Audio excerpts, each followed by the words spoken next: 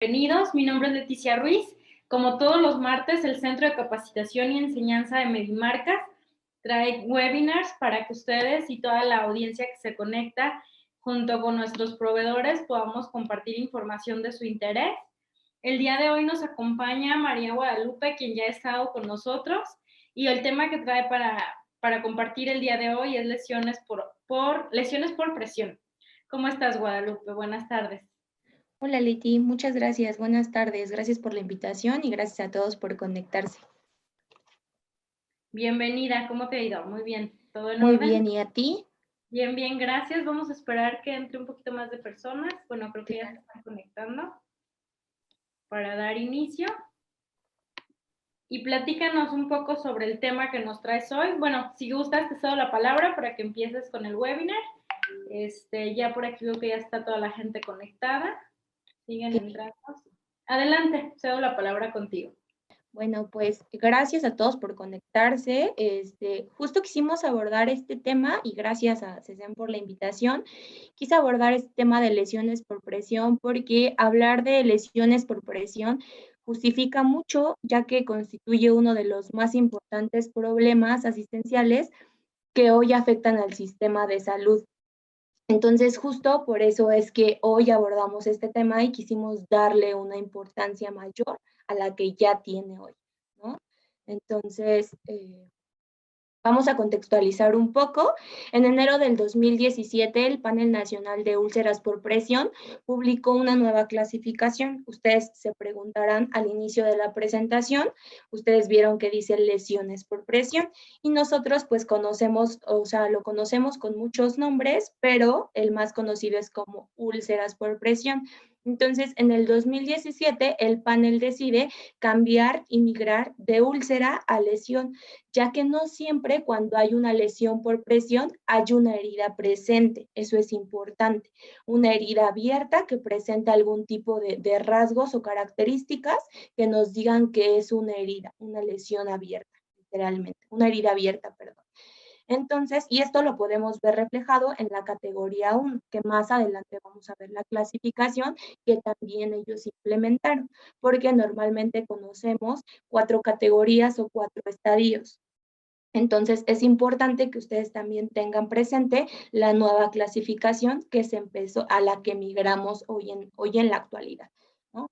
Esta información también es importante, antes de entrar más enfocados al tema, es importante que la información que vamos a abordar esta tarde está dirigida tanto al paciente, tanto como al cuidador primario que hoy tiene o en su casa o en el hospital o algún familiar tiene algún tipo de esta lesión por presión, y a los profesionales de la salud, ya que la información en realidad es muy general, pero vamos a abordar muy puntualmente las cosas que son más importantes. Entonces, primero vamos a empezar. Igual las preguntas que tengan, por favor, escríbanoslas en el chat y hasta el final de la presentación las vamos a ir respondiendo.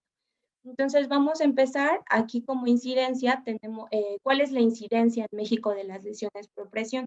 Antes de empezar con este slide, me gustaría hacer como un paréntesis.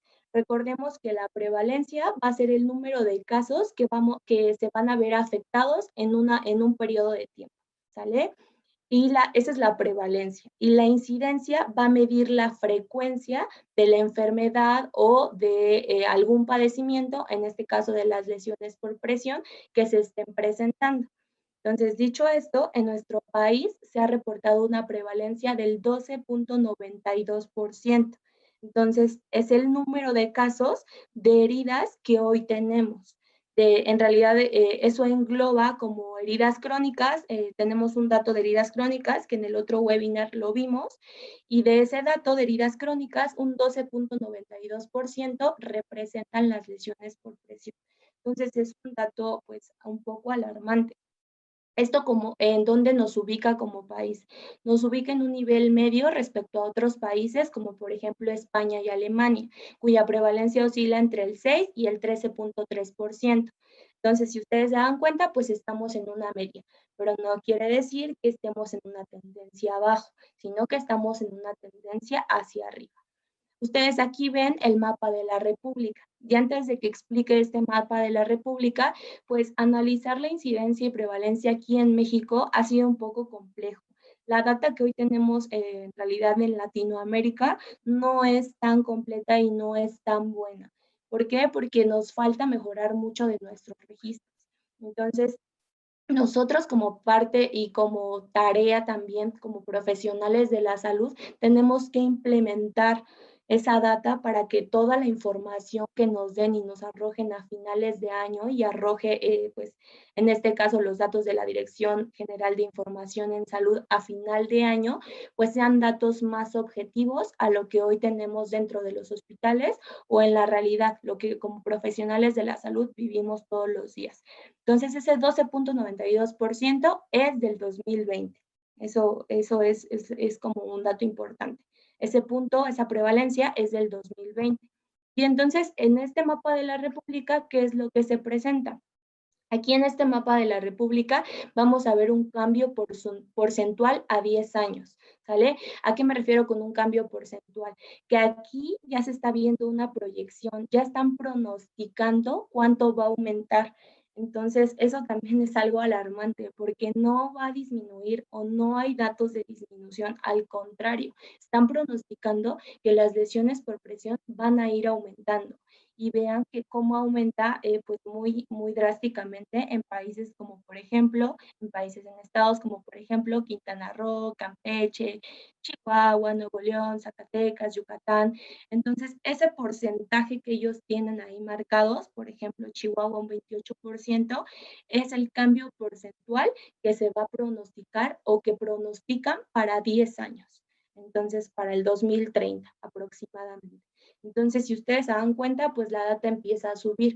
Hoy en día, seguramente la data que nos va a arrojar a finales del 2021 va a ser superior al 2.92, ya que ahora por el tema de pandemia, por los pacientes de COVID, pues muchos de esos pacientes hemodinámicamente están sumamente inestables y es un factor de riesgo para que estas lesiones por presión se empiecen a generar.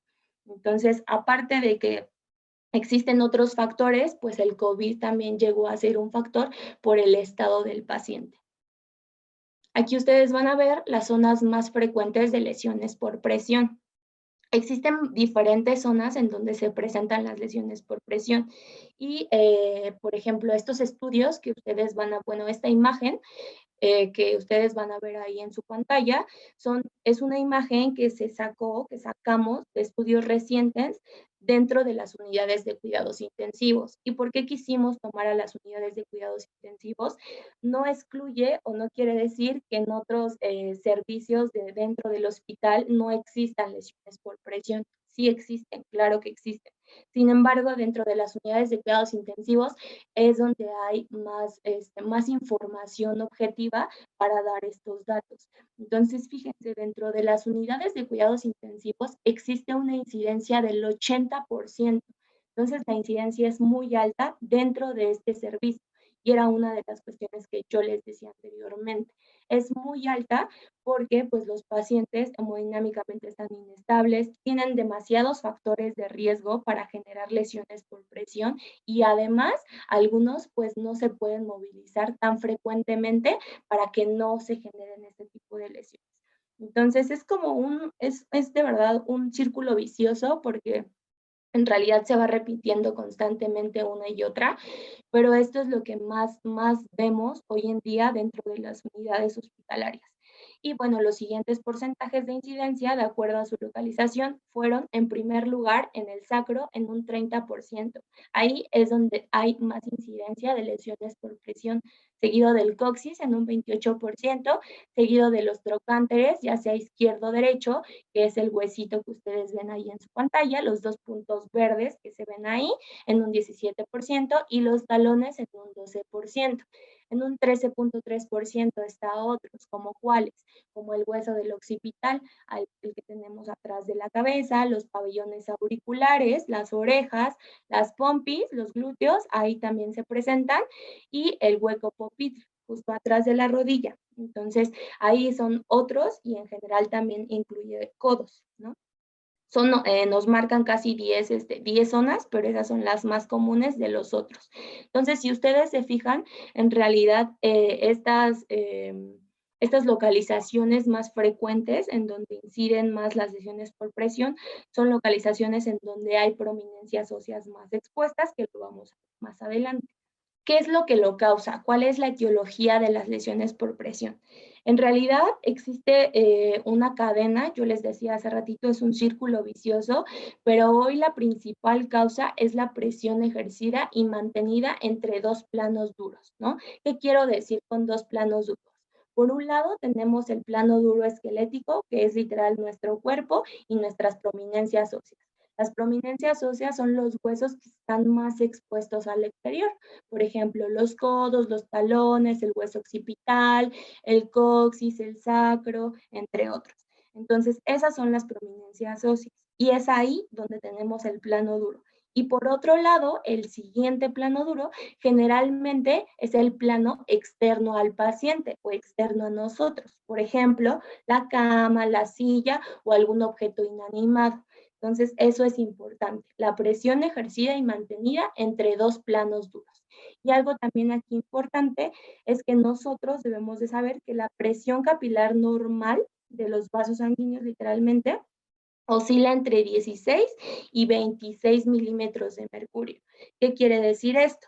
Entonces, si oscila entre los 16 y los 26 milímetros de mercurio, si la presión supera los 26 milímetros de mercurio, empieza a producirse un colapso de la red capilar y entonces empiezan a aparecer este tipo de lesiones por presión. Ya dicho esto, entonces tenemos tres causas principales para que se generen estas lesiones por presión. La primera, ya se las dije, es la presión, perdón. La presión siempre va a actuar en forma perpendicular a la piel como consecuencia de la gravedad. Y esto va a provocar un aplastamiento tisular, que era lo que yo les decía. Va a haber un colapso de la red capilar y se va a empezar a producir la lesión. Después tenemos a la fricción. La fricción es literalmente la fuerza tangencial que va a actuar paralelamente. A diferencia de la presión que actúa perpendicularmente, la fricción va a actuar paralelamente y va a producir roce, y se va a producir, por roces o por movimientos del paciente. Por ejemplo, en este caso, la fricción se da muchas veces en pacientes que están con algún delirio. Entonces, eso es importante, ¿no? El cizallamiento es otra de las causas. El cizallamiento es una combinación de la presión y de la fricción. Ustedes se preguntarán cómo una combinación. Por ejemplo, nosotros cuando ponemos a nuestros pacientes en posición Fowler, pues se produce por ende un desplazamiento del cuerpo hacia abajo. Entonces esto puede provocar fricción en el sacro y presión sobre la misma prominencia ósea. Entonces eso hace que sea una combinación de la presión y la fricción y nos va a dar igual a cizallamiento. Y otra causa importante, que es la que más nos arrojan en la prevalencia de las etiologías, es el microclima. ¿A qué me refiero con el microclima? ¿Cuáles son las condiciones de mi paciente? ¿Tiene mucha humedad? ¿No tiene humedad? ¿Tiene alguna incontinencia, ya sea urinaria o fecal? Yo me debo de hacer todas esas preguntas para entonces evaluar el microclima de mi paciente. Y aquí, como lo vemos en la imagen, lo explica perfectamente las tres etiologías más comunes, que es la presión, la fricción y el cizallamiento. Entonces, la fricción va a ser una fuerza que va a actuar de forma tangencial, ¿no? Y paralelamente. El cizallamiento, acuérdense que es una combinación entre la presión y la fricción, mientras que la presión va a actuar de forma perpendicular. Y ahora sí, vamos a entrar con la clasificación. Esta clasificación que ustedes ven aquí fue la que el panel de úlceras por presión estuvo implementando en el 2017. De hecho, empezaron a investigarlo desde el 2016, pero la publicación fue en el 2017. Entonces, ¿qué pasa aquí? ¿O qué es lo que vemos? Ustedes lo van a manejar por estadio o clasificación, ustedes como lo quieran manejar, pero manejábamos 4 estadios y normalmente en estos 4 estadios metíamos las clasificaciones que ustedes ven abajo, ¿no? No clasificable, que era pérdida de la piel en su espesura total, y tejidos no viables, que ahorita lo vamos a ver más adelante. Tisular profunda, que era cuando nosotros veíamos una decoloración roja, oscura, café, y era persistente y no era blanqueable, ¿no? Y las membranas, las mucosas. Entonces, vamos a ver qué es lo que implementaron en la categoría o estadio 1. En la categoría 1 vamos a ver literalmente, y lo vamos a ver, como yo les decía anteriormente, desde el inicio, en la contextualización, aquí no vamos a ver una herida abierta como tal, aquí vamos a ver una lesión, y es por eso que se migró de úlceras por presión a lesiones por presión. Entonces, ¿qué es lo que yo voy a ver en una lesión por presión de categoría o estadio 1? Vamos a ver un eritema que no es blanqueable a la palpación. ¿Qué quiero decir con esto? Que yo, así como lo están viendo en la imagen, vamos a tener una coloración súper localizada y generalmente sobre una prominencia ósea. No estoy generalizando, pero sí comúnmente la vamos a encontrar sobre una prominencia ósea. Entonces, si yo presiono, normalmente en 30 segundos se debería de ver el cambio normal a la piel, ¿no? Como está mi piel en general, sin ese color rojo que ahí podemos ver en la imagen. Entonces, si después de esos 30 segundos no vuelve al color general, no palidece, quiere decir que ya estoy hablando de una categoría o un estadio 1. Eso es como el dato más importante al momento de hacer nuestra valoración. Vamos a tener que es una piel intacta, yo les decía desde hace un rato. No vamos a tener una herida abierta, mi piel va a estar intacta, pero va a estar con esa coloración que no palidece a la palpación, ¿no? Vamos a tener la decoloración de la piel, en algunos casos vamos a tener calor en la piel, vamos a tener un poco de edema, vamos a tener endurecimientos, vamos a tener hiperpigmentación en algunos casos o dolor, ¿no? Estos no siempre pueden estar presentes, pero en algunos casos aparecen. Y otras de las características que vamos a tener es que el área puede ser dolorosa, en algunos casos el área puede ser firme, suave, puede estar más caliente o más fría.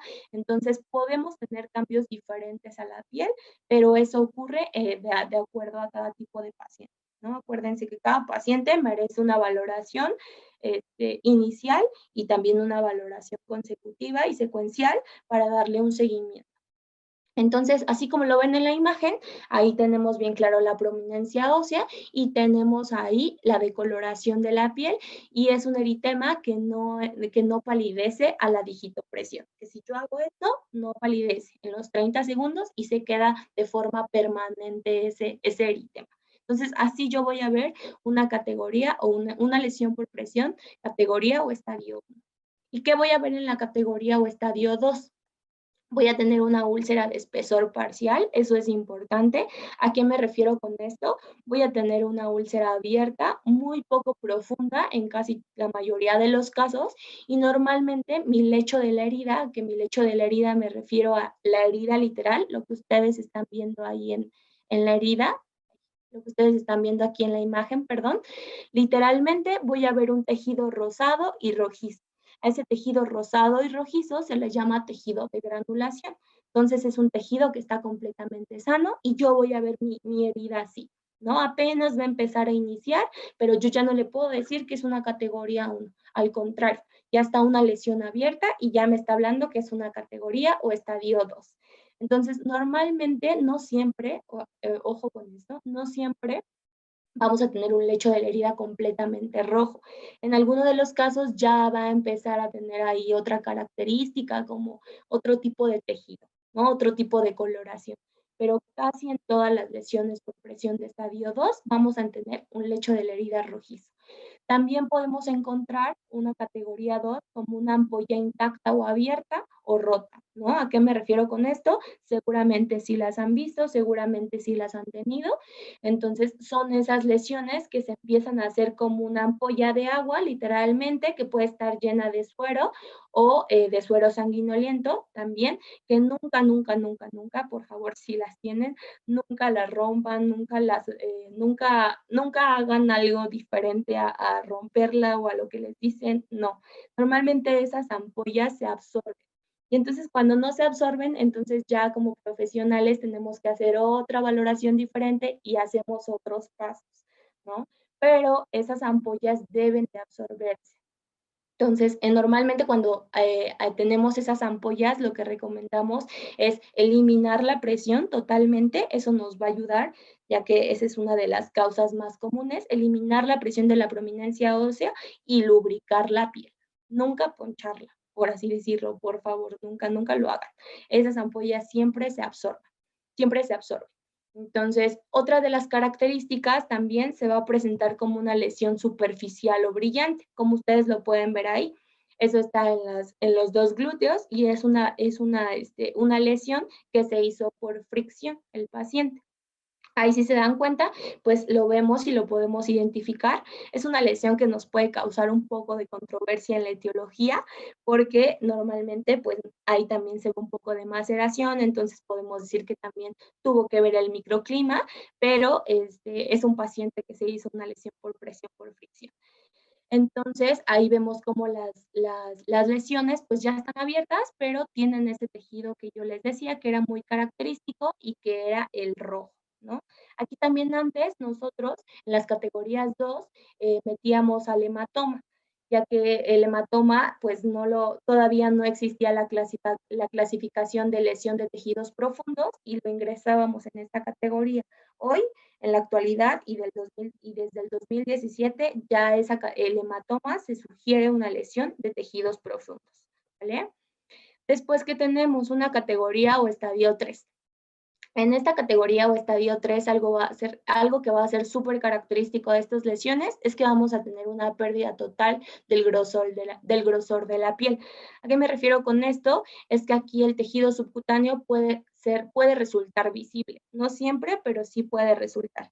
Aquí también algo importante y algo que nos hace la diferencia entre la siguiente categoría que vamos a ver, que es la 4, es que en la 3 no va a haber exposición ni de hueso, ni de músculo, ni de tendón, ¿sale? Eso es algo súper importante. Esos ya se consideran como una categoría o estadio 4. Aquí, en estas lesiones, puede aparecer esfacelo. Ese es otro tipo de tejido.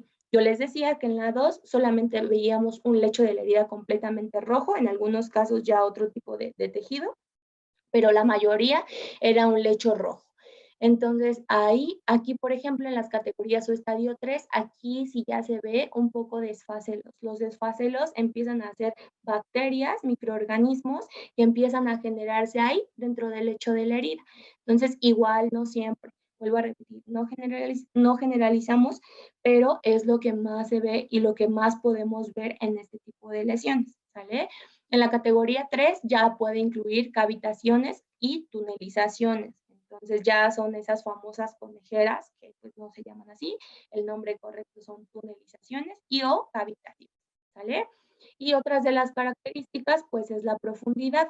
Yo les decía que normalmente en la 2, pues es más superficial. En la categoría 2 es más superficial, normalmente no tiene cavitaciones ni tunelizaciones, y ya aquí sí empieza a haber ese tipo de profundidad, ya vemos cavitaciones, ya buscamos diferentes espacios, ya mi herida tiene diferentes características y ya mi valoración cambia completamente. ¿Sale? Aquí, como ustedes se dan cuenta, por ejemplo, yo les decía de los esfacelos. Este cuadrito azul que ustedes pueden ver, ese es un esfacelo. Este tejido amarillo que se ve es un esfacelo. Y normalmente hay esfacelos que son húmedos y hay esfacelos que también son duros, como la escara, ¿no? En este caso, el esfacelo se va a caracterizar por el color amarillo y en este caso lo que estamos viendo es un esfacelo húmedo que lo tengo que retirar con un desbridamiento, que fue también lo que vimos el webinar pasado. Entonces, ese es otro tema, pero ese es un esfacelo. Y ese esfacelo normalmente aparece en la categoría o estadio 3. Aquí es también como vamos a ver ya una herida, pues ya ustedes las que están viendo son imágenes ilustrativas, ilustraciones literalmente. Ya esta es una imagen de una lesión por presión, categoría o estadio 3. ¿Qué vamos a ver en la categoría o estadio 4? La categoría o estadio 4 va a ser una pérdida total del espesor de los tejidos. Antes era parcial y ahora ya es total del espesor de los tejidos. ¿Y a qué me refiero con esto? Aquí ahora sí que vamos a tener exposición de hueso, de tendón o de músculo. ¿no? Aquí sí ya alguno de estos tres van a estar expuestos y pueden aparecer igual esfacelos o escaras. La escara dura y seca, que normalmente conocemos como tejido necrótico, que nos cuesta mucho trabajo, ¿no? Pero normalmente ahí también vamos a verlo por zonas. No es como la escara que yo tengo que retirar para ver qué profundidad y para valorar mi herida. No, ahí ya acuérdense que entraron las tres nuevas. Esta sí vamos a ver la exposición de hueso y tendón, pero también podemos tener esfacelos y escaras presentes en algunas zonas bien localizadas y bien determinadas. Las lesiones de esta categoría o estadio 4 pueden extenderse incluso a músculo, que era lo que yo les decía, y otras estructuras de soporte, como cuáles, como la fascia, como el tendón o incluso como la articulación. Entonces, ya en este tipo de lesiones por presión tenemos que tener mucho cuidado y ya el manejo es súper diferente a como yo voy a manejar una lesión por presión categoría 2, por ejemplo. Entonces, ya este tipo de lesiones ya necesitan tener mucho cuidado y mucha valoración continua y un buen manejo de la herida porque ya tenemos presencia y exposición de músculo y tendón. Entonces ya estas son como datos de alarma y datos de que ya tenemos que tener un tratamiento muy especializado y muy correcto hacia la herida para evitar que se haga más grande y para evitar que tenga más profundidad y para evitar que tenga infección y para evitar que pues tengamos más complicaciones. Eso es algo súper importante. Y aquí también importante es que otra de las características es que el hueso o el músculo expuesto es visiblemente o directamente palpable. ¿Qué quiero decir con esto? Que si yo empiezo a valorar la herida, que empiezo a ver cómo está, evidentemente todo con mis guantecitos, empiezo a valorar la herida, empiezo a ver cómo se encuentra, qué localización, qué profundidad, todo lo que lleva a mi valoración de la herida tal cual ya localizada y ahí yo voy a empezar a sentir y a palpar ese hueso o ese músculo que está expuesto.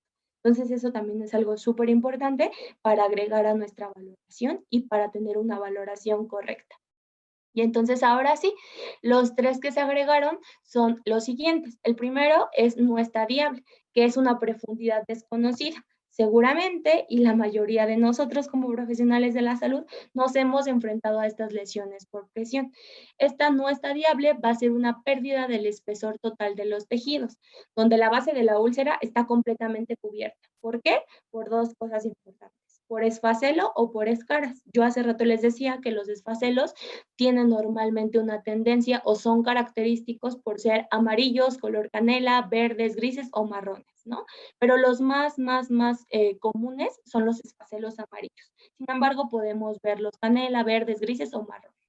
Y las escaras, pues esa es escara dura y seca, la típica que vemos normalmente en lesiones por presión del talón o en el sacro, que son de color canela, marrón o totalmente negro, ¿no? Y así es como yo voy a ver una lesión por presión y que voy a definir como no está viable. Y no está viable porque yo no sé hasta dónde llega esa profundidad, yo no veo nada. Visualmente yo veo la imagen y a mí la imagen no me dice absolutamente nada.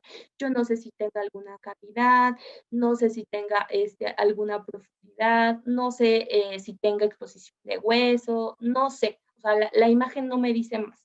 Hasta que yo retire ese esfacelo es donde voy a ver y donde voy a clasificar mi lesión por presión. Y voy a decir, ah, bueno, es un estadio 3 o es un estadio 4. Pero hasta que yo retire eso, mientras tanto, va a ser no estadiable. La siguiente va a ser una lesión por presión de tejidos profundos y esta pues también es súper típica y súper concurrida dentro de los hospitales, ¿no? La piel la vamos a tener que es una piel totalmente intacta, va a ser una lesión con presencia de coloración morada o café oscura. Esa va a ser su característica. Y como tal, no hay herida, pero se ve daño de los tejidos profundos. Y aquí, ¿qué me refiero con daño de los tejidos profundos? Pues ya aquí nos está mostrando una coloración diferente a lo que tiene la piel. Muchos me dicen o muchos nos dicen en los servicios, pero la lesión por presión estadio 1, pues también tiene la piel intacta, ¿sí? Pero acuérdense que la lesión por presión estadio 1 literalmente nada más es un eritema bien localizado. Yo no estoy hablando aquí ya de un hematoma, literalmente como lo estoy viendo, yo no estoy hablando aquí de que ya hay daño de los tejidos profundos como se está viendo aquí. Entonces, sí es una piel intacta, pero aquí ya tenemos un cambio de coloración de la piel muy significativo. Y eso también es importante para aprender a clasificar bien cada tipo de lesión. Y aquí, después de la clasificación, entonces nos vamos a las zonas de mayor riesgo. Yo hace ratito les decía cuál era la prevalencia dentro de las unidades, ¿no?, de cuidados intensivos. Y ahora vamos a ver cuáles son las zonas de mayor riesgo. Estas zonas de mayor riesgo, igual es un dato de controversia, porque en realidad, pues, la data nos arroja que tenemos coxis, o sea, los datos de la mayor prevalencia son los que yo les decía: coxis, sacro, talones, trocánteres y codos, ¿no? Entonces, eso es como lo que prevalece dentro de las instituciones. Pero según su posición, la zona de mayor riesgo, hablando de cúbito dorsal, los pacientes que están boca arriba, ese es de cúbito dorsal, las zonas de mayor riesgo van a ser los talones, el sacro, los codos, los omóplatos y la cabeza. En especial la cabeza, pues el hueso occipital.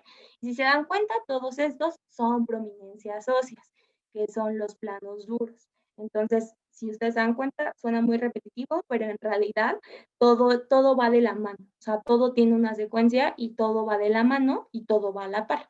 De cúbito lateral, que son cuando estamos del lado izquierdo o del lado derecho, cuando el paciente o nosotros mismos nos ponemos del lado izquierdo o del lado derecho, pues las zonas de mayor riesgo van a ser el maleolo, los trocánteres, las costillas, las orejas y el acromion, ¿no? Esas son las zonas que tienen mayor riesgo. Sin embargo, podemos tenerla en cualquier parte del cuerpo, solamente que estas zonas son de mayor riesgo. Y ahora la posición a causa de la pandemia, a causa del COVID, pues es el decúbito prono, ¿no? Cuando pronan a los pacientes, la posición prono es boca abajo, literalmente. Ahí pues los pacientes permanecen durante un periodo de tiempo establecido, de acuerdo a las condiciones que el paciente tenga. Entonces, aquí las zonas de mayor riesgo van a ser la mejilla, las mamas en mujeres, por ejemplo, los genitales en los hombres, las rodillas y los dedos. ¿Vale? Entonces, aquí también no se ve en la imagen, pero ahora en los estudios que han empezado a publicar debido a la pandemia, también nos dicen que en la cara, en mejillas y en mentón. Entonces, son zonas de mayor riesgo. Eso también es importante. También dicen los artículos que han publicado recientemente que después de la pandemia vamos a tener una pandemia de heridas, justamente por todos estos pacientes que hemodinámicamente se encuentran inestables y no podemos dar un drenaje postural adecuado como normalmente lo marcamos con pacientes que están pues dentro de otros servicios del hospital, ¿no? Entonces, esto es súper importante y estas zonas de mayor riesgo o esta imagen que ven ustedes es también como un dato de alarma para nosotros y también como algo que nos debemos de quedar para nuestra vida de todos los días dentro del hospital, de tener mayor prevención y precaución en esas áreas. No estoy diciendo que solo en esas áreas, pero sí tener más atención y ponerle un poco más de atención en esas áreas y a lo mejor valorar un poco más esas áreas, ¿no? ¿Y qué es lo que nos va a salvar de que estas lesiones por presión se generen? ¿Cuál es nuestra podemos decir cuál es lo mejor que podemos hacer, qué es lo que podemos hacer nosotros para ayudar a que estas lesiones por presión se generen? En algunos pacientes, pues va a ser imposible, ¿no? Hacer este tipo de valoración. Bueno, la valoración sí es posible, pero va a ser imposible hacer una prevención. Yo les decía, el caso de los pacientes de COVID, pues es imposible estarlos movilizando continuamente por el estado hemodinámico que ellos presentan. Pero con otros pacientes, pues sí podemos llevar con cada paciente podemos adaptarle la prevención adecuada, que más adelante vamos a ver. Y cómo voy a hacer una valoración del riesgo que puedo hacerle a todos mis pacientes y que no me cuesta absolutamente nada y que me lleva máximo 5 minutos hacer una valoración de riesgo adecuada. Bueno, pues nuestro objetivo principal de una valoración del riesgo va a ser que hagamos una prevención adecuada de estas lesiones por presión, ¿sale? Y nosotros debemos de hacer una valoración muy estructurada tan pronto como nos sea posible. Si estamos dentro del hospital, yo les recomendaría que al inicio y al final del turno, ¿no? Porque así recibo a mi paciente y así entrego a mi paciente. Si estoy en el domicilio y soy un familiar o soy el cuidador primario o lo que sea, entonces también al inicio, a la mitad del día y después al final del día para valorar la piel. Porque estos cambios yo les decía que la presión capilar oscila entre los 16 y los 26 milímetros de mercurio. Si excede de esos 26, entonces ya ahí voy a tener un colapso y ahí voy a tener una lesión. Una lesión se puede dar o se puede generar en menos de 2 horas. Entonces, si ustedes se fijan, deberíamos hacer una escala de riesgo o deberíamos de aplicar una valoración del riesgo cada 2 horas, pero a veces yo sé que es imposible, ¿no? Entonces, por lo menos cada 8 horas sí establecer una valoración del riesgo. Y esta valoración se va a repetir con la frecuencia que requiera la situación clínica del paciente, mínimo una vez por turno o cada 8 horas. Si el paciente tiene si desde la valoración inicial el paciente me arroja un dato de riesgo o una valoración de riesgo, entonces ahí sí puede ser cada 4 horas o cada 2 horas para valorar la piel. Pero si mi paciente tiene bajo riesgo, moderado riesgo, entonces sí puedo oscilar o sí puedo hacer espacios más prolongados entre cada valoración. Es importante documentar todas las valoraciones de riesgo. Acuérdense que pues con eso nos vamos a proteger y también vamos a proteger a nuestros pacientes, ¿no? Y llevar a cabo una nueva valoración si hay algún cambio significativo, ya sea en la situación del paciente o en la situación de la piel. Eso es algo súper importante. Y aquí algo súper importante que también, más allá de hablar de un tratamiento esta tarde, quisimos hablar más de una prevención. ¿Qué es lo que tengo que hacer para que estas lesiones por presión no se generen o para disminuir la incidencia? ¿Qué es o cuáles son las cosas que yo puedo hacer? De primer paso, pues tenemos un control de los factores etiológicos, ¿no? De los factores que lo causan. Yo les decía al principio que puede ser la presión, la cizalla, el roce, la fricción y el microclima. Entonces, esos son como los más comunes y los que más interfieren. Sin embargo, no se queda atrás pues la alimentación del paciente, la condición del paciente, el estado de la piel del paciente. Entonces, es como todo, o sea, engloba, normalmente ustedes, no quise tampoco poner una escala de valoración, porque hay diferentes escalas para valorarla y cada escala nos maneja parámetros diferentes y evalúa cosas diferentes. Sin embargo, todas, si las han notado, todas llegan a un objetivo, ¿no? Todas tienen el mismo objetivo. Entonces, primero debemos de controlar los factores etiológicos que mi paciente o esos datos de alarma que yo veo en mi paciente. Si tiene presión, si mi paciente tiene algún delirio, si mi familiar tiene algún delirio, si tiene fricción, si tiene alguna incontinencia. Entonces yo voy a estar evaluando mi piel más constantemente y voy a empezar a controlar esos factores. Voy a inspeccionar mi piel de forma frecuente. Yo les decía, si es el caso de pacientes que tengan un factor de riesgo alto, entonces yo tengo que valorar mi piel por lo menos y mínimo cada 4 horas. ¿Vale? Si es un paciente que tenga una valoración de riesgo bajo, moderado, entonces voy a ver la opción de hacerlo cada 8 horas, pero si lo puedo hacer con mayor frecuencia, estaría súper, ¿sale? Porque ya nos está arrojando un dato de alarma cuando es moderado.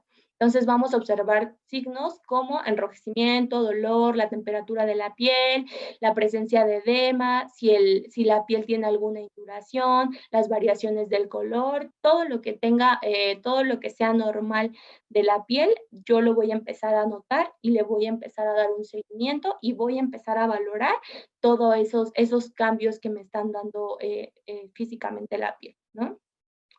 La humectación de la piel, la lubricación, perdón, es súper importante. Normalmente nosotros recomendamos aplicar ácidos grasos hiperoxigenados en las prominencias óseas y algo súper importante, aunque no sean ácidos grasos hiperoxigenados, si es alguna crema que ustedes utilicen, nunca masajen, ¿no? Ya cuando tenemos una lesión por presión en estadio 1, por ejemplo, normalmente lo que dicen, pues voy a masajear para que se quite o para que se vaya ese color. No, nunca lo masajemos porque entonces podemos provocar una lesión. solamente colocamos la crema o los ácidos grasos hiperoxigenados y los vamos a mantener sobre la piel y entonces ahí van a empezar a interactuar y les prometo que si quitamos los factores etiológicos y si cuidamos esa piel, esa lesión no va a seguir caminando hacia los siguientes estadios. El uso de dispositivos, también eso es algo súper importante. Hay muchos dispositivos que podemos implementar en nuestros pacientes que están hospitalizados y en pacientes que están postrados en cama y en pacientes que están en nuestros domicilios, ¿no? Ya sea en una silla de ruedas, o sea, en una cama, o sea que nuestro paciente pues no se puede movilizar tanto. Entonces, ese uso de dispositivos, hay que hacer un buen uso de dispositivos. Algo importante, si vamos a utilizar una almohada en los talones, acuérdense que los talones siempre son flotantes. ¿Qué quiero decir con esto? Yo pongo mi dispositivo en los talones y mis talones siempre deben de ir así, o sea, siempre deben de estar flotando, no deben de estar pegando con la prominencia dura, aunque sea una almohada, es una superficie inanimada y acuérdense que la presión está dada por dos superficies, por dos objetos planos, ¿no? Entonces, nunca, nunca, nunca que tenga, que toque totalmente la piel con la almohada, en este caso, pues los talones, y que siempre sean talones flotantes. Igual recomiendan mucho la parte de las famosas donitas, igual las donas no son recomendables porque al final se genera la presión en la zona del sacro y del coxis. Entonces, hay dispositivos súper adecuados y ahora ya de verdad hay mucha tecnología, hay muchos dispositivos y muchas herramientas que empezaron a salir con la finalidad de que hagamos un buen uso de nuestros dispositivos y también que hagamos una buena prevención, ¿sale? Porque también, pues como prevención podemos colocar almohadas, pero si las colocamos de manera no flotante, pues ahí vamos a generar una lesión por presión y no va a ser totalmente preventivo. Ya vamos a estar generando una lesión. Y valorar la piel del paciente. Eso también es algo súper importante.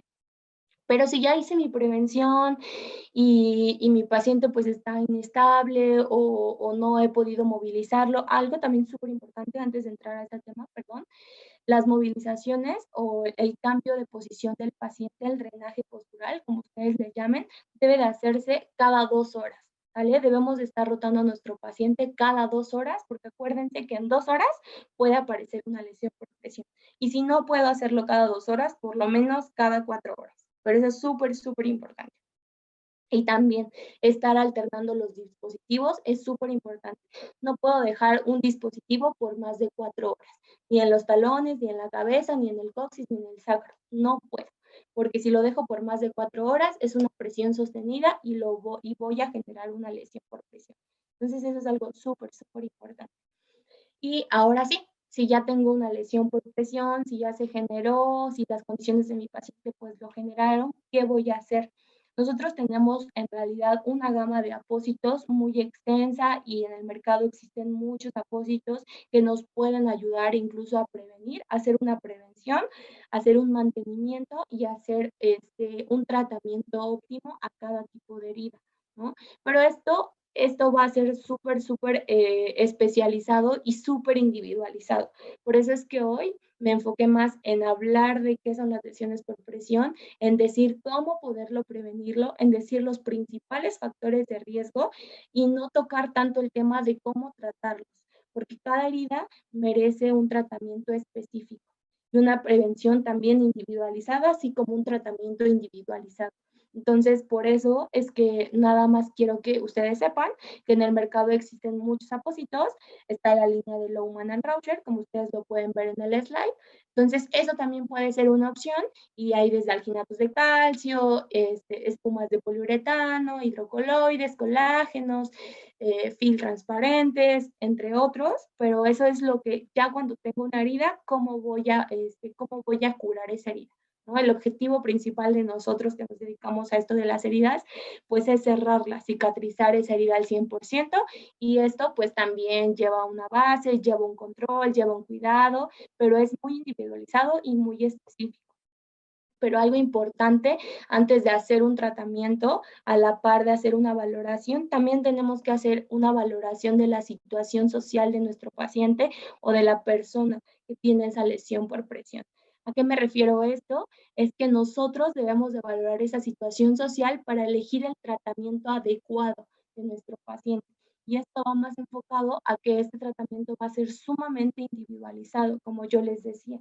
Individualizado me refiero a cuántos cambios, cada cuánto voy a hacer la curación, qué tipo de apósito voy a utilizar. Necesito compresión, a lo mejor, necesito algún apósito de mantenimiento, qué apósito voy a utilizar, mi herida está infectada, no está infectada, mi herida está en proceso de cicatrización, mi herida solo requiere un apósito de mantenimiento.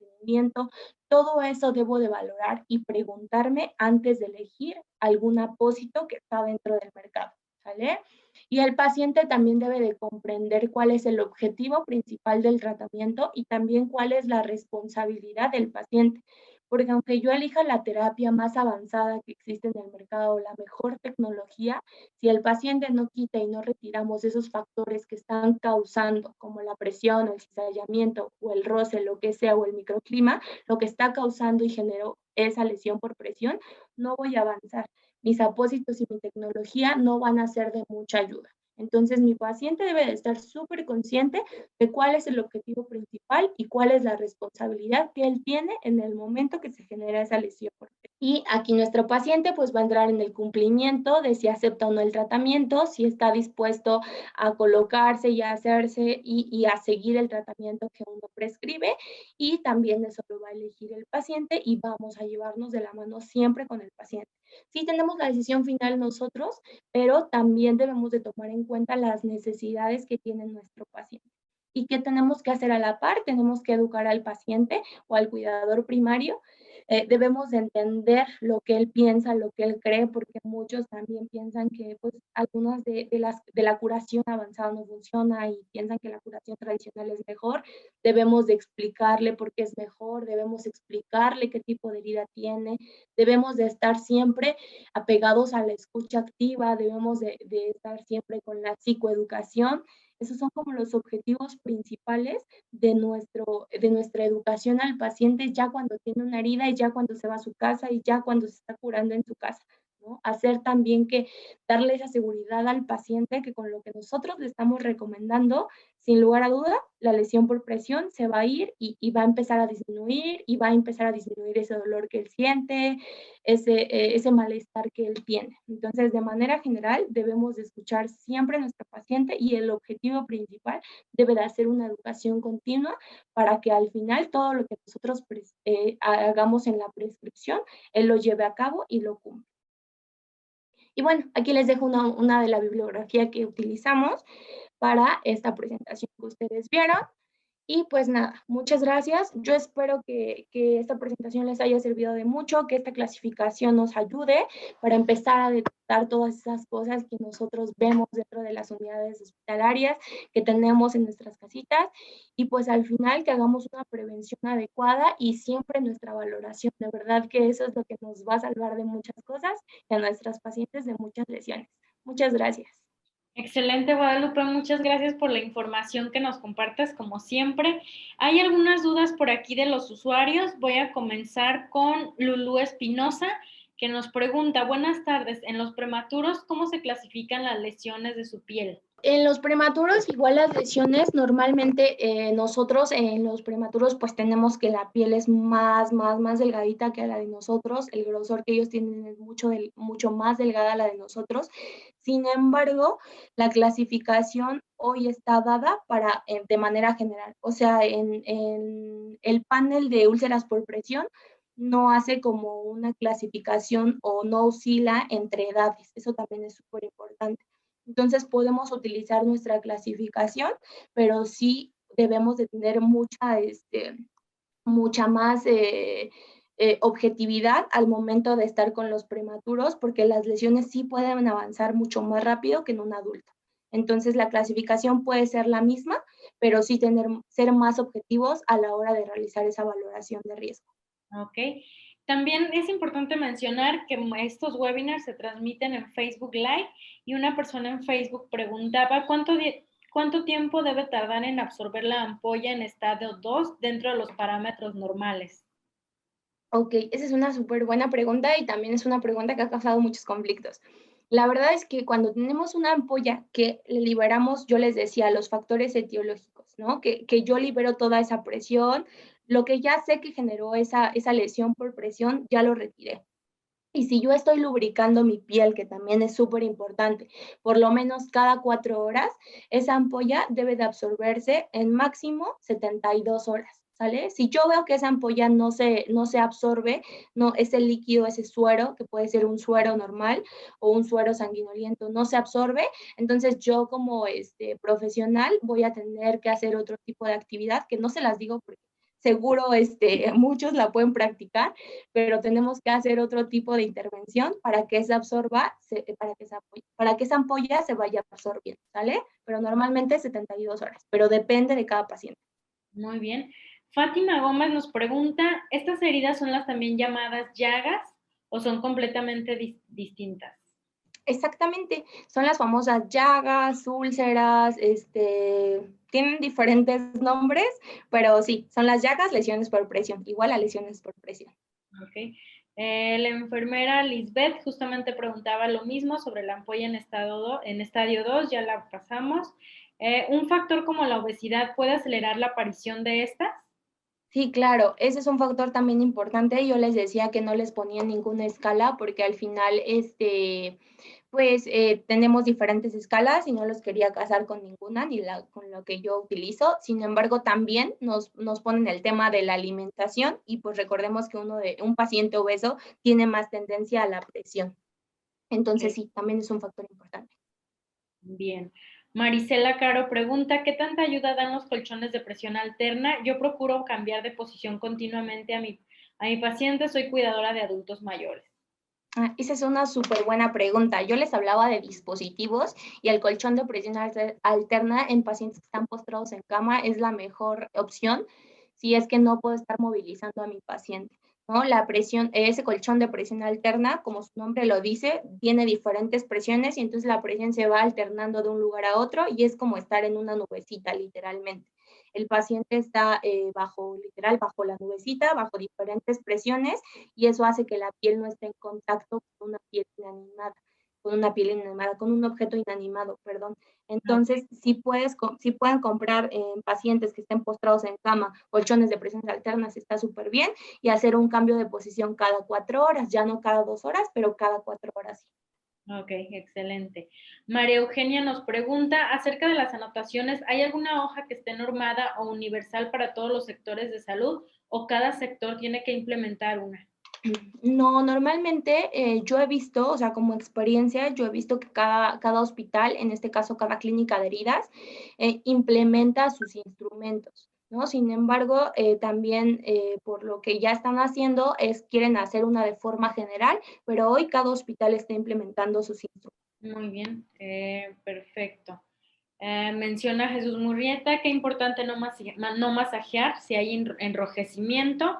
Marisela Caro después pregunta, ¿qué hay de los cojines de alpiste?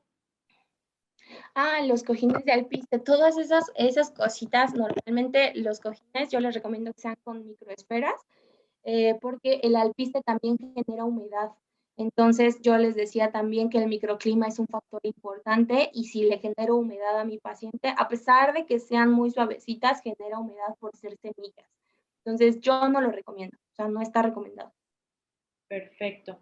Nayeli Hernández nos pregunta, en caso de que el paciente sea parapléjico con úlcera, ¿cómo se valoran sus síntomas? Igual, normalmente a los pacientes, pues en un momento los tenemos que movilizar, entonces tenemos que hacer esa valoración, a lo mejor sí, no cada 4, no cada 2, no cada 8 horas, pero sí al momento de valorarlos, porque al final también normalmente en esos pacientes también se generan muchas lesiones por presión en la zona sacra o en el coxis, entonces tenemos que hacer ese tipo de valoración sí o sí, o sea, no los excluye tampoco. Excelente. Natalie Cuapa dice muchas gracias, felicidades, excelente tema.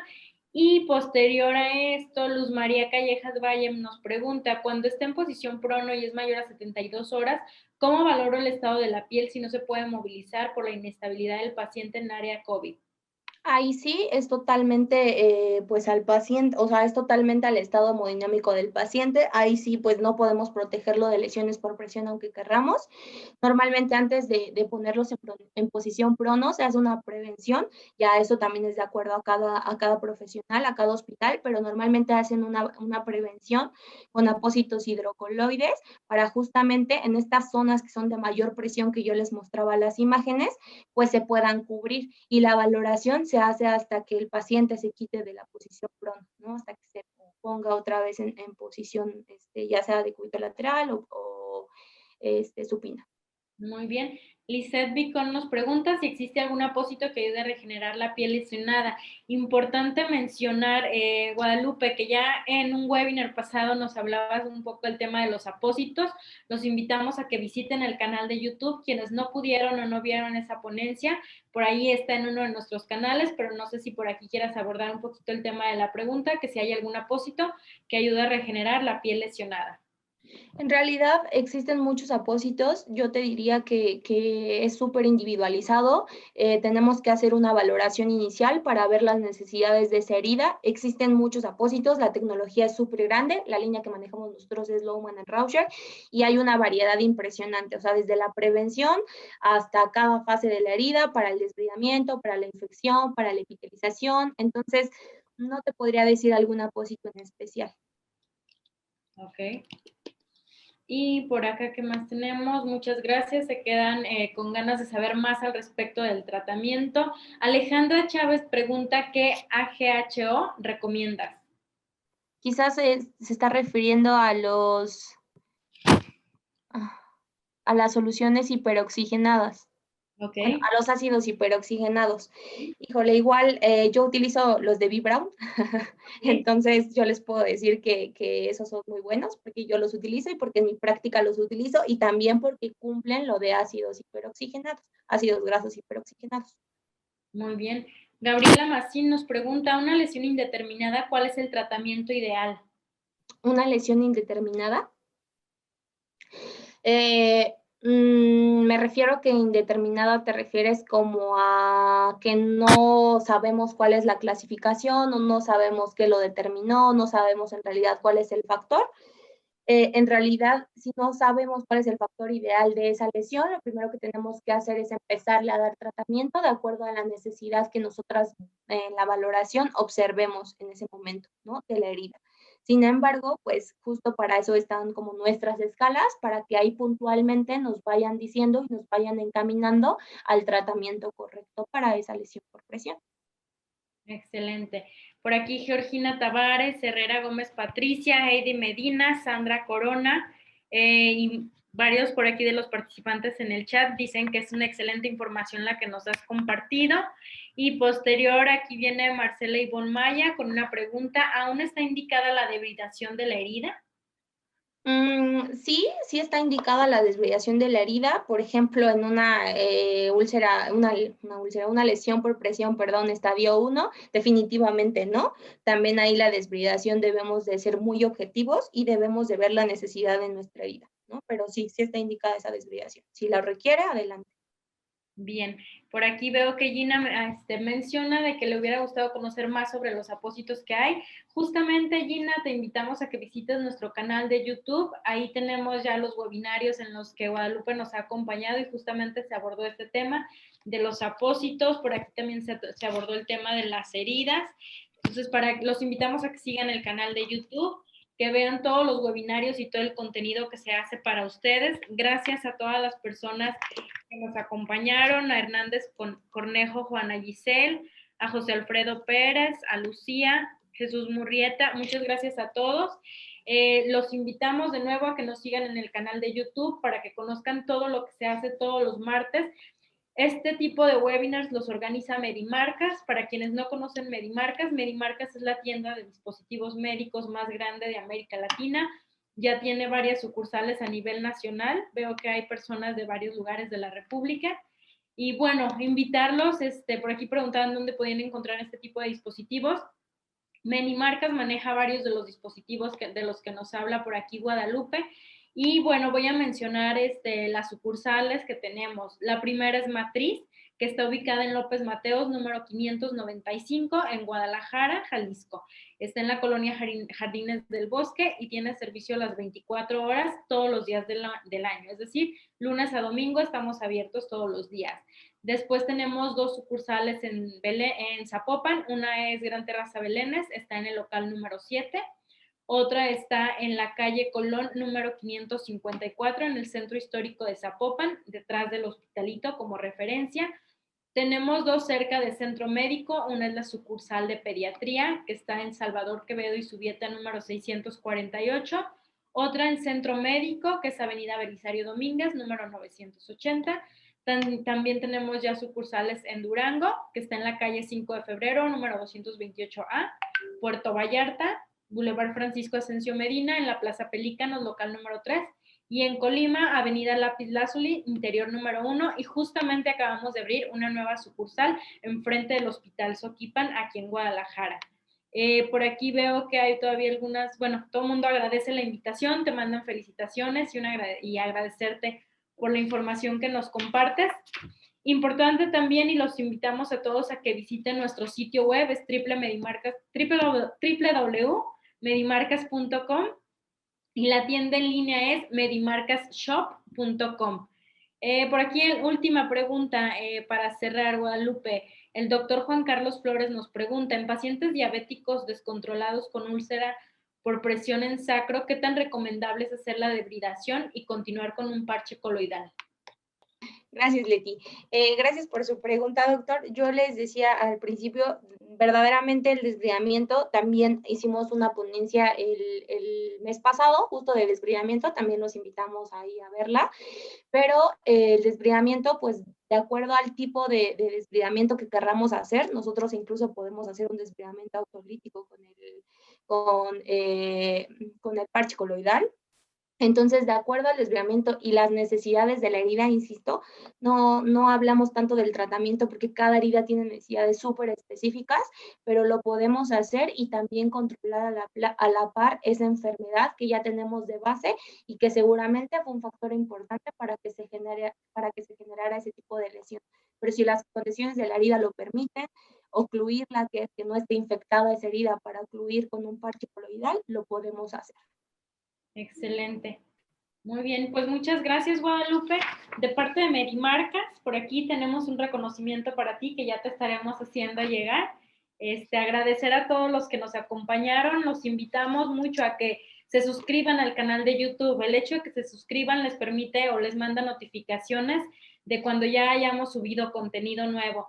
Todos estos webinars que se hacen los días martes se editan y posteriormente quedan en el canal de YouTube. Por aquí hay personas que nos preguntan si otorgamos constancias. No otorgamos constancias, únicamente hacemos este material y este contenido para compartir información de valor para todas las personas que estén interesadas, para que se vayan capacitando, para que se familiaricen con algunos de los temas, pero no otorgamos constancias con valor curricular.